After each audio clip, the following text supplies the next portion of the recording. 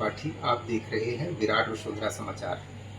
देश इस आज़ादी के बाद से और आज़ादी के पहले भी कृषि आधारित था भारत देश, और आज भी कृषि पर बहुत सारी अर्थव्यवस्था जुड़ी है और यहाँ तक कि वोट बैंक भी कृषि से ही जुड़ा हुआ है और किसान उसके आधार है। जय जवान और जय किसान के जो नारे लगाए जाते हैं, यकीनन उससे भी साबित होता है कि किसानों की अहमियत क्या है। किसान खेत से जुड़ा होता है और खेत में खेती होती है। इस समय देश पूरी तरह विकास किया है और देश के साथ मध्य प्रदेश का रीवा जिला भी काफ़ी विकास किया है। हर जगह कंक्रीट है, नई सड़कें हैं और सब चमक धमक है। लेकिन जिस तरह से खाद को लेकर इस समय भीड़ देखी जा रही है, समितियों के बाहर सैकड़ों नहीं बल्कि हज़ारों की संख्या में किसान लाइन लगाकर खड़ा हुआ है, जबकि आज इलेक्ट्रॉनिक युग है और घर बैठे लोगों का ऑनलाइन काम हो रहा है। बहुत सारे काम तो घर बैठे ही लोग कर लेते हैं, लेकिन किसानों के साथ ये समस्या क्यों इस समय है, जबकि फसल उनकी जो है ग्रोथ करने के लिए खाद की ज़रूरत है, खासकर यूरिया, और यूरिया सरकार के द्वारा ही उपलब्ध कराई जाती है। अभी जिस तरह से उसको लेकर कालाबाजारी की बातें आती रहती हैं कि मार्केट में महंगे दाम पर बेचा जा रहा है, बिचौलिए लगे हुए हैं, कुछ न कुछ तो सच्चाई है, क्योंकि किसान परेशान है और हज़ारों की संख्या में पूरे ज़िले में, रीवा और मऊगंज ज़िले में देखने को मिलता है कि समितियों के बाहर लाइन लगी हैं, मारपीट की स्थिति निर्मित है। हमारे साथ आज जो मेहमान हैं वो कांग्रेस पार्टी के वरिष्ठ नेता सिरमौर विधानसभा क्षेत्र से गिरिजेश कुमार पांडे जी हैं। मैं पांडे जी से इस संबंध में चर्चा करना चाहता हूँ। पांडे जी, आपका स्वागत है। धन्यवाद। और आपके सारे दर्शकों को, विराट वसुंधरा परिवार को बहुत बहुत स्वागत, अभिनंदन। पांडे जी, जैसे कि मुझे जानकारी है कि आप भी खानदानी किसान हैं सबसे पहले, और खेती पाती से ही आपका सब कुछ सफ़र शुरू हुआ और आज राजनीति में पहले भी थे आप और आज भी हैं। किसानों की इस समय सबसे बड़ी समस्या खाद को लेकर है। आपने भी मैंने सोशल मीडिया में देखा है, कई पोस्ट समस्याओं के बारे में आपने डाला है। ये खाद की समस्या इतनी क्यों है, जबकि सरकार तो दावा करती है कि हम हर तरह से ग्रोथ कर चुके, विकास कर चुके हैं, अब किसी को कोई समस्या ही नहीं बची है। हर जगह किसान के हित की बात सरकार करती है, तो ये समस्या कैसे आ रही है? पहली बात तो ये है कि किसान के लिए सरकार की कोई ना तो जिम्मेदारी है और ना ही सरकार किसान के लिए संवेदनशील है। ये सरकार, जैसा हम बार बार कहते आए हैं कि लोगों को, हर वर्ग के लोगों को, चाहे वो महिलाओं को हो, किसानों को हो या किसी को भी हो, किसी भी समुदाय को हो, चिल्लर फेंकेंगे ये, और चिल्लर फेंक के गठरी लूटेंगे, तमाशा दिखाएंगे। ये किसान सम्मान निधि के नाम पर 6,000 रुपया देके, और किसानों के साथ जितना ये सरकार अत्याचार कर रही है, किसानों को जितना उपेक्षित कर रही है, शायद किसी सरकार ने कभी भी, आज़ाद भारत की सरकार ने तो कभी नहीं किया। आपने अभी खाद की समस्या के संदर्भ में प्रश्न किया है। अभी तक हम जब से जानते हैं, और हम भी किसान हैं, किसान परिवार से हैं, हमारा मुख्य व्यापार किसानी का है। सरकार की व्यवस्था होती थी, सहकारी समितियों के माध्यम से खाद और बीज का वितरण किया जाता था, और किसान की हर समितियों में हर किसान का अकाउंट बना हुआ है, उसकी साख सीमा है, और साख सीमा के मतलब ऋण पुस्तिका के आधार पर, उसके ज़मीन के रकबे के आधार पर उसको प्राथमिकता दी जाती थी कि किसको कितनी पात्रता है खाद की और बीज की। इस सरकार ने वो व्यवस्था टोटली बंद कर दी है। रीवा जिले के अंदर, हमारे सिरमौर विधानसभा क्षेत्र में भी कमोबेश लगभग पूरे रीवा जिले के अंदर जितनी भी सहकारी समितियां हैं, सोसाइटियां हैं, उन सोसाइटियों में लगभग 90% सोसाइटियों में इस सत्र में, बोनी के सत्र से लेके और अभी तक में खाद की उपलब्धता नहीं हो पाई। सोसाइटियां खाली हैं पूरी तरह से। नहीं, तो जैसे भी ज़रूरत तो तुरंत है किसानों की, जिस तरह की उनकी भीड़ है और उनकी ज़रूरत समझ में आती है किसानों की कि उनको इसी समय ज़रूरत नहीं, है। ये जो भीड़ आपको देखने को मिल रही है, ये सोसाइटियों की भीड़ नहीं देखने को मिल रही है। ये सरकार डबल लाख में ले आके और खाद रख रही है, और डबल लाख में ले आके खाद रखने के बाद सरकार की जो खाद वितरण की व्यवस्था थी, ऋण पुस्तिका के आधार पर उपलब्ध खसरा और भूमि के आधार पर खाद देने की, उसको इस सरकार ने और इस पूरे तंत्र ने खत्म कर दिया। अब वहाँ पर व्यवस्था ये है कि आधार कार्ड को आधार बना के खाद का वितरण किया जा रहा है, और उसमें भी किसी डबल लाख में पर आधार 3 बोरी दिया जा रहा, कहीं पर 5 बोरी दिया जा रहा। अब किसी के पास 10 एकड़ ज़मीन है तो उसको कम लगेगी, किसी के पास 40 एकड़ ज़मीन है उसको ज़्यादा लगेगी, किसी के पास 2 ही एकड़ ज़मीन है तो उसको और कम लगेगी।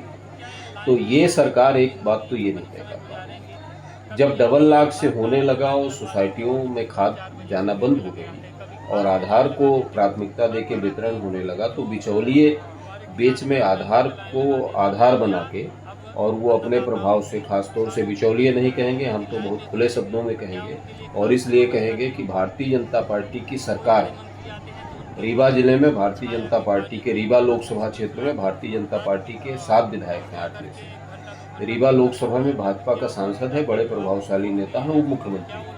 आज तक इस खाद की समस्या को लेके कांग्रेस पार्टी के लोग, हम सारे लोग, किसान और आम जनता त्रस्त है और परेशान है, वो गुहार लगा रहे हैं। भारतीय जनता पार्टी का एक भी नेता और कार्यकर्ता आज तक खाद के लिए चुप्पी नहीं तोड़ रहा।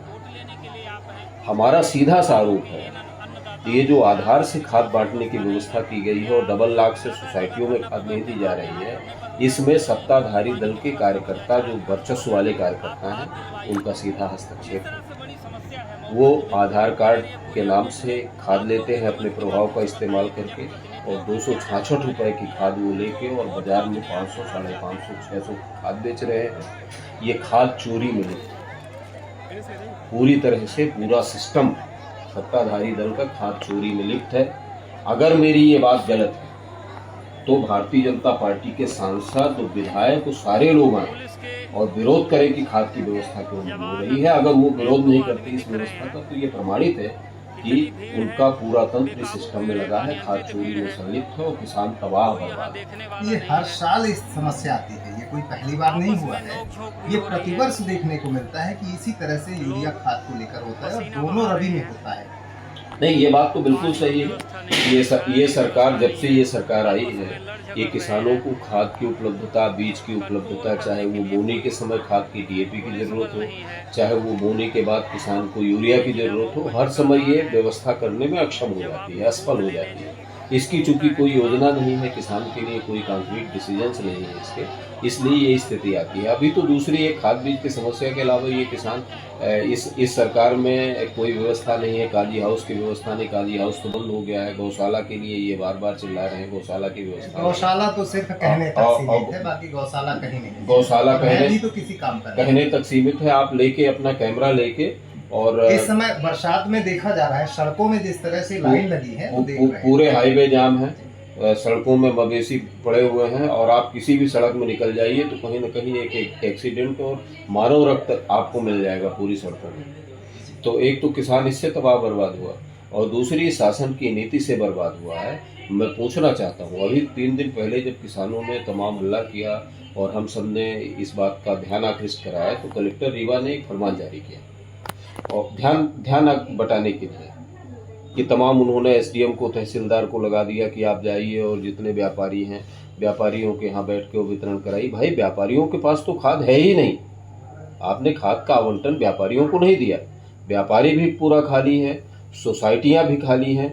आपने ले आके डबल लाख में खाद रख दिया है, आधार कार्ड से खाद बनाना शुरू कर दिया है और आपके ही जो इस सरकार में प्रभावशाली लोग हैं वो सब आधार के नाम पर खाद लूट रहे हैं और ले जाके और खाद चोरी करके वो बेच रहे हैं। नहीं तो ये समस्या ऐसे कब तक रहेगी? क्योंकि सरकार जिस तरह से मतलब किसानों की बात करती है कि हम किसानों के लिए मतलब बहुत कुछ कर रहे हैं, नहरें आ गई, सिंचाई की सुविधाएं बढ़िया हो गई, लेकिन ये जो मूल समस्या है कृषि उत्पादन की, जो खाद से निर्भर है, वो समस्या अभी तक बनी हुई है, जबकि देश बहुत विकास कर चुका है। खाद की समस्या नहीं, किसान की किसी भी समस्या का अंत तब होगा जब इस सरकार का अंत हो। जब तक ये सरकार है तब तक किसान की उन्नति और किसान की समृद्धि की तो कल्पना नहीं की जा सकती है दूर दूर तक। किसान आंदोलन, इनके समय में किसान आंदोलन, सालों किसान आंदोलन चला और इन्होंने किसानों को आतंकवादी तक घोषित कर दिया। इसी सरकार ने किया ना। किसान झुका नहीं, किसान टूटा नहीं, किसान रुका नहीं, किसान बिका नहीं, तब जाके किसान से बात करने के लिए तैयार हुए। और फिर जब किसान से इन्होंने बात किया, जो कमिटमेंट किया, वो कमिटमेंट आज तक नहीं दिया। तो इनकी नीति में ही नहीं है। किसान समृद्ध हो जाएगा तो देश समृद्ध हो जाएगा। किसान समृद्ध हो जाएगा तो उसका लड़का शिक्षित हो जाएगा, उसका लड़का, किसान का लड़का अपने आप अपने पैर में खड़ा हो जाएगा, और जिस दिन शिक्षित हो जाएगा समाज, उस दिन आँख से आँख डाल के बात करने की हिम्मत करेगा। ये सरकार किसान के लड़के को कभी शिक्षित नहीं होने देगी और किसान को कभी समृद्ध नहीं होने देगी। इस सरकार का तो ये मूल मंत्र है। इसलिए इसका समाधान कुछ भी नहीं है। इस सरकार की संवेदनशीलता किसानों को लेके नहीं है, सोच नहीं है, चिंतन नहीं है, नीति नहीं है। इसलिए इसका एक समाधान है कि अब किसान को ये सरकार बदलना है। जैसा कि अभी हमारे साथ कांग्रेस पार्टी के वरिष्ठ नेता गिरिजेश कुमार पांडे जी थे, किसानों की सबसे बड़ी समस्या जो है, उस समस्या को इन्होंने बड़ी बेबाकी के साथ बताया और सरकार का दोष उनने साबित किया। और सही भी बात है कि सरकार हर जगह विकास के दावे कर रही है। आज इलेक्ट्रॉनिक युग में हर चीज़ घर में बैठे इंटरनेट से अगर काम हो रहा है, तो ये जो लंबी लंबी कतारें लगी हैं, आखिर ये असुविधा बनाई क्यों जा रही है? निश्चित तौर पर इसके पीछे, पर्दे के पीछे कुछ न कुछ बिचौलियापन या उनका निजी स्वार्थ होगा जो सत्ता सरकार से जुड़े होंगे। ये आपका आरोप है और ये आरोप सही भी माना जा सकता है, इसलिए कि लोगों को समस्या हो रही है। जनता को अगर वोट देना है, वोट देते समय इन्हीं समस्याओं को जनता समझ ले और सरकार के उस दलगत राजनीति के उस लुभावने वादे पर न जाए, अपनी मूल समस्या को देखे कि हम पीछे वर्षों में कितना सफ़र किए हैं और आने वाली सरकार हमें कैसी चाहिए, हमारा जनप्रतिनिधि कैसा चाहिए, हम उससे किस तरह की बात कर पाएंगे और अपनी बात मनवाएंगे अपने समाज और देश के, प्रदेश के और ज़िले के हित में। यहाँ जनता को ज़रूर जागरूक होने की और सोचने की ज़रूरत है। लोभ लालच क्षणिक होते हैं, लेकिन भोगना सिर्फ जनता को पड़ता है। आज के लिए इतना ही। धन्यवाद पांडे जी। धन्यवाद और बहुत बहुत स्वागत है। हम उम्मीद करेंगे कि किसानों के हित की आवाज़ आपका ये चैनल और आप सारे लोग, तमाम पत्रकार जगत के लोग जो किसान के बेटे हैं, जिनके रगों में किसान का खून दौड़ रहा है, वो सारे लोग किसान के हित की बेबाकी से और निष्पक्ष भाव से बात उठाएंगे। आपका बहुत बहुत धन्यवाद, स्वागत है।